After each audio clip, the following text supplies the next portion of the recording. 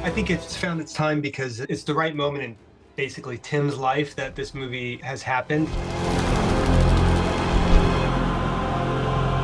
My title on this as a producer, as Tim and I partnered up on this, and he came to me and told me while we were filming the TV series Wednesday that he wanted to do another Beetlejuice movie and wanted me to produce it for him.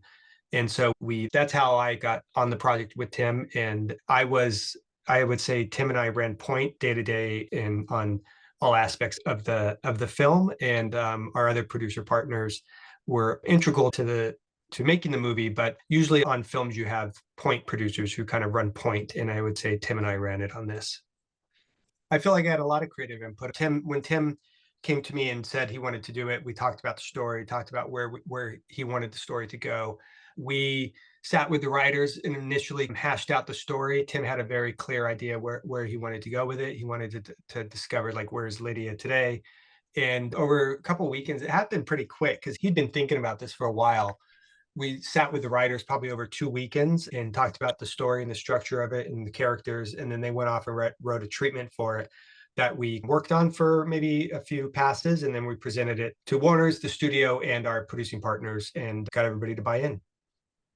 And so I think, like, in today's world, it's like the franchise world, you can make several movies, you can make spin-offs, all these things. I think we're just trying to, if I had to say it's a sequel or a franchise, I would hope maybe it is a franchise, maybe there's different things that can happen in this universe. But honestly, we just wanted to make a good film and people to like it, and then we'll see what happens from there. I think on this movie, we went in and we wanted to keep it for a big studio film, like under $100 million, and wanted to be like very responsible with the budget. In the shoot days, we only shot this movie in mid 40 days. And so it was a very fast schedule. So I think the big thing is trying to figure out how to make this movie from a creative standpoint was to give Tim what he wants in front of camera. So those were real sets, real people, real costumes, real people in makeup and hair. And that was a challenge to pull off because it was a massive amount of quantity of people, and to figure out how to do things practically in front of camera was another challenge. We had to go get Neil Scanlon, who was busy with the Star Wars world, partner with them to let Lucasfilm to let us use Neil and his team on Beetlejuice. So you listen, if you're doing a $10 million, $50 million movie versus a $85, $90 million movie, you're still having the same challenges in a weird way. You can't afford everything.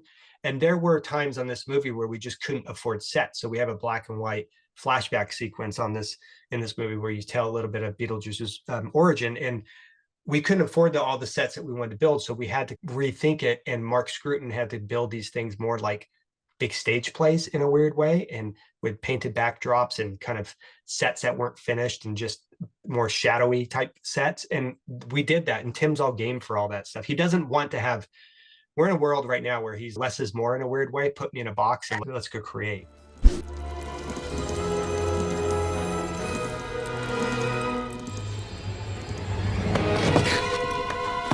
Jesus, Bob. Can't you see him concentrating here? Listen, we're all in a fight for survival in the film business and in theatrical business. And we're making movies for the big screen and trying to get everybody to want to go and sit in the theater and to have like the 4-quadrant reach and have everybody come. And I think on this film in particular, we have a secret weapon in Jenna Ortega, and that young fans love, and she stretches a very large span. We have a character, Beetlejuice, that people love at the very early age. It's like this weird kind of Star Wars world where everybody loves, like the age range goes from very young to old. And we have that in here. And I think the love for Catherine O'Hara is huge, and another secret weapon. And so I think for this one, we have the beautiful riches of the cast.